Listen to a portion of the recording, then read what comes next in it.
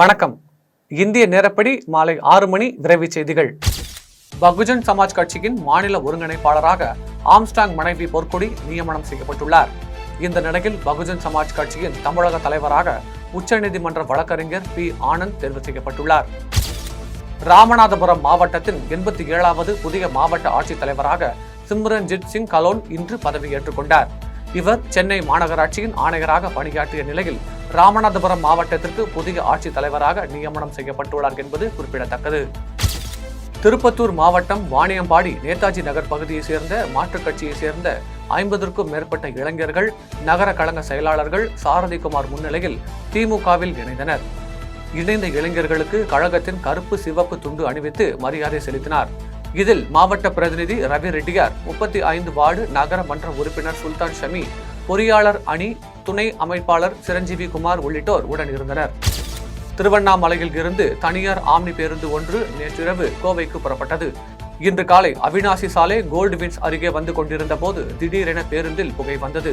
இதை கண்டு ஓட்டுநர் உடனடியாக பேருந்தில் இருந்த 20க்கும் மேற்பட்ட பயணிகளை இறக்கிவிட்ட நிலையில் தீ மளமளவென பேருந்து முழுவதும் பரவியது. இது குறித்து தகவல் அறிந்து வந்த தீயணைப்பு வீரர்கள் தீயை அணைத்தனர். இதனால் அப்பகுதியில் பரபரப்பு ஏற்பட்டது.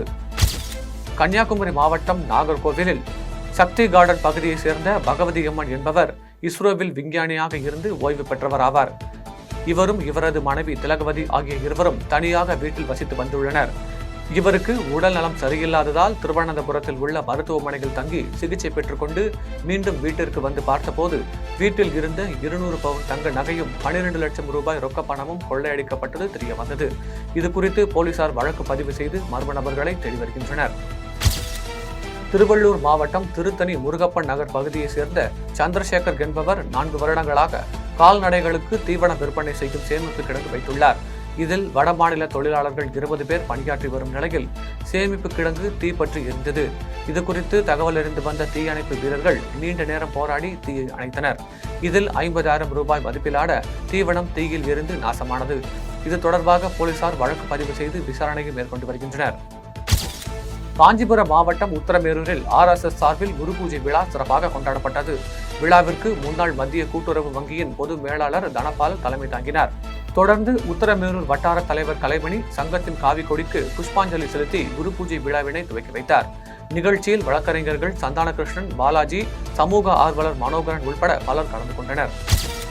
சேலம் மாவட்டத்தில் உள்ள மத்திய சிறையில் 1000க்கும் மேற்பட்ட கைதிகள் உள்ளனர். இந்த நிலையில் கைதிகளில் சிலர் செல்போனை பயன்படுத்தி வருவதாக எழுந்த புகாரின் பேரில் சிறை முழுவதும் சோதனை நடத்தப்பட்டது. அப்போது மண்ணில் புதைத்து வைக்கப்பட்டிருந்த 2 பேட்டரி மற்றும் 2 செல்போன்கள் மீட்கப்பட்டது. இதைத் தொடர்ந்து அதிகாரிகள் தீவிர கண்காணிப்பில் ஈடுபட்டு வருகின்றனர். ராணிப்பேட்டை மாவட்டம் வாலாஜாபேட்டை பேருந்து நிலையத்தில் இந்து முன்னணி சார்பாக கண்டன ஆர்ப்பாட்டம் நடைபெற்றது.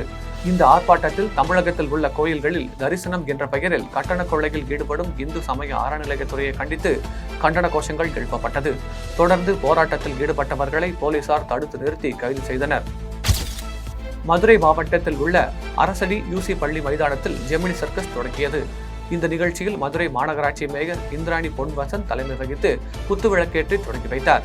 இதில் துணை மேயர் நாகராஜன், மண்டல தலைவர் பாண்டிசெல்வி, கவுன்சிலர் மகாலட்சுமி அழகு சுந்தரம் உட்பட பலர் கலந்து கொண்டனர். திருவண்ணாமலை மாவட்டம் செய்யாறு நகரில் காவல் உதவி ஆய்வாளர் கிருஷ்ணமூர்த்தி தலைமையிலான போலீசார் வாகன தணிக்கையில் ஈடுபட்டனர். அப்போது தொடர் பைக் திருட்டில் ஈடுபட்ட 4 பேரை போலீசார் கைது செய்தனர். மேலும் அவர்களிடமிருந்து 6 பைக்குகளை பறிமுதல் செய்த போலீசார் 4 பேரையும் நீதிமன்றத்தில் ஆஜர்படுத்தி வேலூர் மத்திய சிறையில் அடைத்தனர். புதுக்கோட்டை மாவட்டம் திருமயம் அருகே உள்ள செங்கீரை ஊராட்சியை பிரித்து ஆயங்குடி மற்றும் ராயபுரம் ஆகிய ஊராட்சிகளுடன் இணைக்க அரசு முடிவு செய்துள்ளது. இதை எதிர்த்து அப்பகுதி மக்கள் மாவட்ட ஆட்சியரிடம் கோரிக்கை விடுத்துள்ளனர். ஆனால் அரசு எந்த நடவடிக்கையும் எடுக்காததால் ஒரு நாள் அடையாள உண்ணாவிரத போராட்டத்தில் பொதுமக்கள் ஈடுபட்டனர். இந்த போராட்டத்தில் தங்களது கோரிக்கைகளை அரசு நிறைவேற்றாவிட்டால் வருங்காலங்களில் பெரிய அளவில் போராட்டம் நடத்தப்படும் என்றும் எச்சரிக்கை விடுத்தனர். தேனி மாவட்டம் கூடலூர் அருகே இந்து முன்னணி நகர தலைவர் ஜெகன் தலைமையில் கண்டன ஆர்ப்பாட்டம் நடைபெற்றது. ஆர்ப்பாட்டத்தில் இந்து முன்னணியினர் கலந்து கொண்டு தமிழக அரசுக்கு எதிராக கோஷங்களை எழுப்பி ஆர்ப்பாட்டத்தில் ஈடுபட்டனர். இதையடுத்து அனுமதியின்றி ஆர்ப்பாட்டத்தில் ஈடுபட்ட நபர்களை கூடலூர் காவல்துறையினர் கைது செய்தனர். இதில் தேனி மாவட்ட இந்து முன்னணி செயலாளர்கள் பாலமுருகன், சுந்தரம், மாவட்ட, மாநில, ஒன்றிய, நகர நிர்வாகிகள் உட்பட பலர் கலந்து கொண்டனர். கோவையில் தியாகி ராமசாமி விளையாட்டுக் கழகம் சார்பில் 28ஆம் ஆண்டு ராமசாமி நினைவு சுழற்கோப்பை விளையாட்டுப் போட்டிகள் வரதராஜபுரம் மேல்நிலைப்பள்ளி மைதானத்தில் நடைபெற்றது. மாவட்ட அளவில் 4 நாட்கள் நடைபெற உள்ள போட்டிகளில் 80க்கும் மேற்பட்ட பள்ளிகளைச் சேர்ந்த 2500 மாணவ மாணவிகள் கலந்து கொண்டனர். இதில் கூடைப்பந்து, கைப்பந்து, கொக்கோ, கபடி மற்றும் பூப்பந்து என 5 வகையான போட்டிகள் நடைபெற்றன. பெயரிலே இயங்கக்கூடிய எம் பள்ளியினுடைய முன்னாள் மாணவர்களால் துவக்கப்பட்ட தியாகி என்ஜி ராமசாமி விளையாட்டுக் கழகத்தின் சார்பாக 28வது ஆண்டு விளையாட்டுப் போட்டிகள் கோவை மாவட்டத்திலே பயில்கிற மாணவர்கள் அத்தனை பேரும் பங்கு பெறும் வகையில் நடைபெற்று கொண்டிருக்கிறது.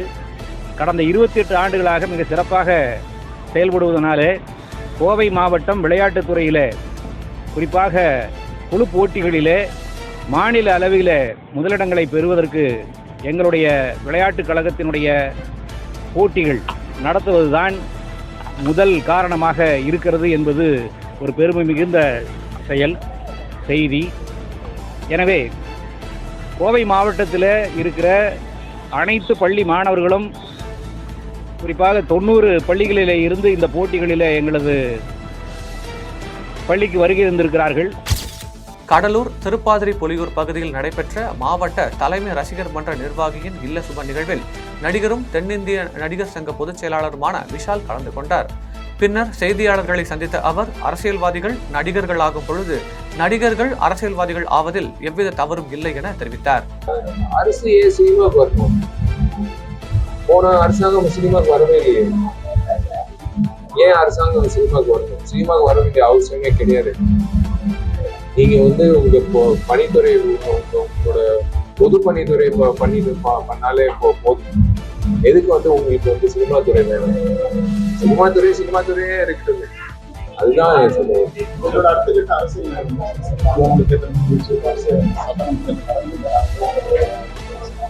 வரும். பெரிய பட்டியல் இருக்கும். மல்டிபிளெக்ஸ்ல போய் நீங்க எப்படி 6 படங்கள் போஸ்டர் பார்த்துட்டு நீங்க எந்த படம் விருப்பப்பட்டு நீங்க படம் பாக்குறீங்களோ அந்த மாதிரி இருக்கும். நேரடி அரசியல் அது நான் இறங்கணுமா இல்லையா நான் அவங்க சொல்லணும். இறங்கணும்னு அவங்க முடிவு பண்ணிட்டாங்கன்னா நான் வேற வழி இல்லை. மக்களுக்காக ஏதாவது இது சும்மா நான் ஷூட்டிங் போயிட்டு குடிநீர் இல்லாம ஒரு கிராமத்துல ஏங்க 70 வருஷம் கழிச்சு குடிநீர் இல்லாம ஒரு கிராமம் தூத்துக்குடியில அது பாக்குறதுக்கு அசிங்கமா இருக்கு. நம்மளுக்கு தண்ணி குடிக்கிறதுக்கே ஒரு மாதிரி வருத்தமா இருக்கு. அந்த மாதிரி இல்லாம இருந்தா நல்லது. எங்களை போல நடிகர்கள் நடிகர்களாலே இருந்துருவோம். நாங்க அரசியல்வாதிகள் ஆகும். அரசியல்வாதிகள் நிறைய நடிகர்கள் ஆகும்போது நடிகர்கள் அரசியல்வாதிகள் ஆகும். அதுதான். புதுக்கோட்டை மாவட்டம் பொற்பானைக்கோட்டையில் தமிழ்நாடு அகழ்வாய்வு பணிகள் நடைபெற்று வரும் நிலையில் கடந்த மாதம் 18ஆம் தேதி 2ஆம் கட்ட ஆய்வு தொடங்கியது. இதில் தென்கிழக்கு மூலையில் 280 சென்டிமீட்டர் நீளம் மற்றும் 218 சென்டிமீட்டர் அகலம் கொண்ட செங்கல் தளம் வெளிப்பட்டது. மேலும் கண்ணாடி மணிகள், கண்ணாடி வளையல்கள் உள்ளிட்ட 424 தொல்பொருள்களும் செம்பினால் ஆன 4 ஆணிகளும் கண்டுபிடிக்கப்பட்டுள்ளது. கோவை பீளமேடு பகுதியில் பள்ளி குழந்தைகளின் கலைத்திறனை வளர்க்கும் விதமாக குளோபல் ஆர்ட் சார்பில் மாநில அளவிலான ஓவிய போட்டி நடைபெற்றது. போட்டியில் கோவை, திருப்பூர், ஈரோடு, நாமக்கல் உள்ளிட்ட பகுதிகளைச் சேர்ந்த பள்ளி குழந்தைகள் ஆர்வமுடன் கலந்து கொண்டனர். இதில் கலந்து கொண்ட மாணவ மாணவிகளுக்கும் சிறந்த ஓவியங்களுக்கும் பரிசுகள், சான்றிதழ்கள் வழங்கி கௌரவிக்கப்பட்டது.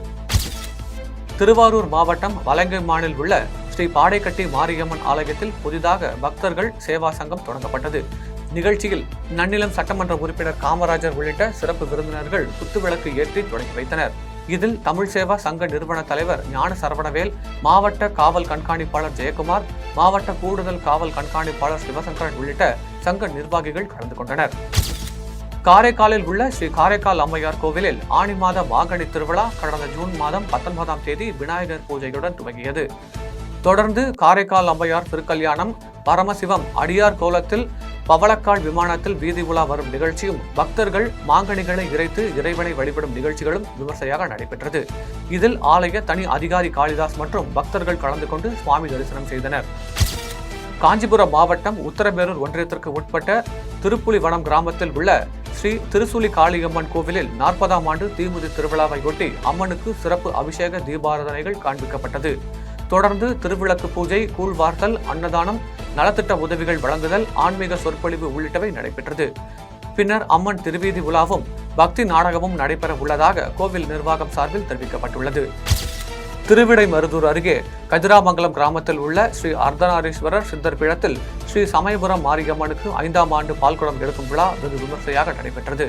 இதில் ஆயிரக்கணக்கானோர் கலந்து கொண்டு பால்குடம் எடுத்து அம்மனை வழிபட்டனர்.